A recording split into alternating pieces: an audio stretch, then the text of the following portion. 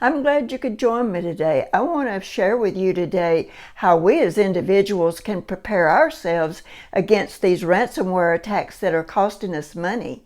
I'm going to show you some frugal and cheap ways and practical ways that we can do this. Over the last few weeks, these ransomware attacks have been happening against bigger companies. Even before that, they were attacking local schools, local governments, electric companies, big and small, hospitals, and even the Red Cross.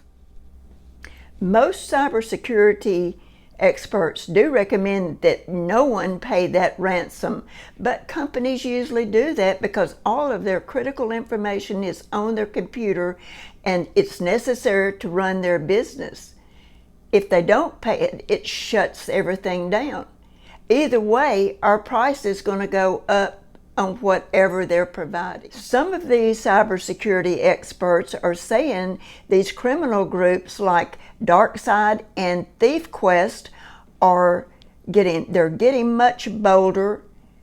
They are doing this for money, and they are going to get a lot bolder in how much money they demand as more groups join them, because of what they do is split the money.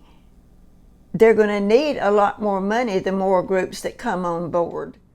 My own personal opinion is that these ransomware attacks may not stop. I know they're not going to stop, but we're told by the experts that we can expect more of the ransomware attacks. The more money they get paid, the more often they get paid, the more times they're going to come back. I don't think it was going to happen just one time to each one of those companies because they've already got a lot of money. Do you think they might not have something downloaded into that ransomware that would give them access to those companies' computers so they could go in there and monkey around and do damage, or at least ask more money? Because the more you feed the criminals, the more they're going to come back to want more. I believe in being totally prepared. Be careful about the emails that we open. If I don't know for a fact that it's from someone I know or a business I absolutely feel safe with, I'm not going to open that email. Another way we need to prepare for ourselves, and I think a lot of people do know this already, if someone texts you, like from the Social Security office that contacted a relative of mine and they wanted information, they were telling, somebody has hacked into your account, blah, blah, blah. Well, that was a lie, because Social Security doesn't text you about that.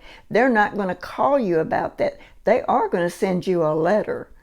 And you can always check it out by calling the Social Security office. Another frugal and cheap thing that we can do is whenever the gas tank on our vehicle gets half empty, that should be a cue that we need to stop and fill up our tank. For the last 30 plus years, I've made it a practice that I do fill up whenever it is half empty. Another frugal thing and cheap thing we can do is, if we do have a lawnmower, have that tank kept full. We also need to practice living without electricity. It's unreal how much we depend on our electric power. It is a convenience, and if you had to do without that, the electricity for 2 to 4, 6 weeks, and it could very, very easily happen, how are you going to prepare your foods? How are you going to heat up? I believe in having multiple ways of cooking food indoors and outdoors. Sometimes it's not feasible outdoors because of high wind or being dry, and you can't really make a fire outside, but there's many different ways. And I know a lot of people, most everybody has some type of grill, but you got to make sure that you have the propane for it. So if you have 1 or 2 bottles, that may help get you through. Or you have a fire pit. You can put wood in the fire pit You can put charcoal in a fire pit, or you may have even a small charcoal grill that you might want to cook on or heat up with. But having those options is a really good thing. And if you learn to cook inside, you might take a look at my video that is the disaster preparedness video that I did several months ago. But it will show you how you can make a buddy burner, and a buddy burner is really good. You can cook it inside, but you have to be very cautious, is what I point out.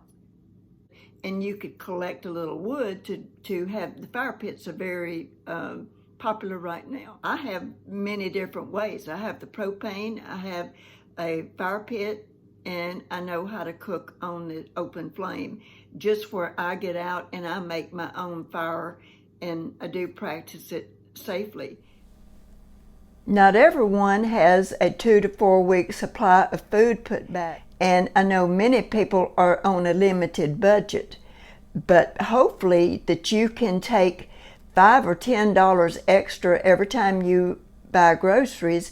Maybe you give up something that's not critical so that you can buy a little bit extra in dry goods, whatever dried foods you might really want to cook, or canned goods, and just $5 a week or $10 a week, pretty soon you would be able to have a stockpile 2 to 4 weeks worth of food.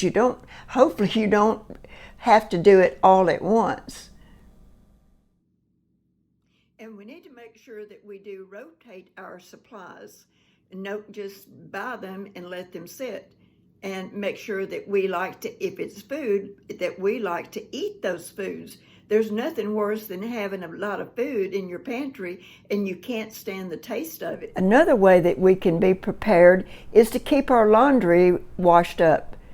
Wait to the last minute where you've got 2 or 3 days worth of laundry if you possibly can wash it, and keep it washed up regularly. That way, if something happened to the electricity or your even your water supply, you want to go ahead and wash your clothes often. That way, if some disaster type thing happened, or we were without electricity or water, you would at least have a few outfits of clothes to wear. So what are you going to do to prepare yourself against these ransomware attacks? What are you doing now? I hope that you will share with everyone the things that you're doing. Leave a comment below so that we as a community can learn from each other. If you do enjoy this video and you feel like it is worth sharing, please share it on your social media with family or friends. And I hope you come back to see another video soon.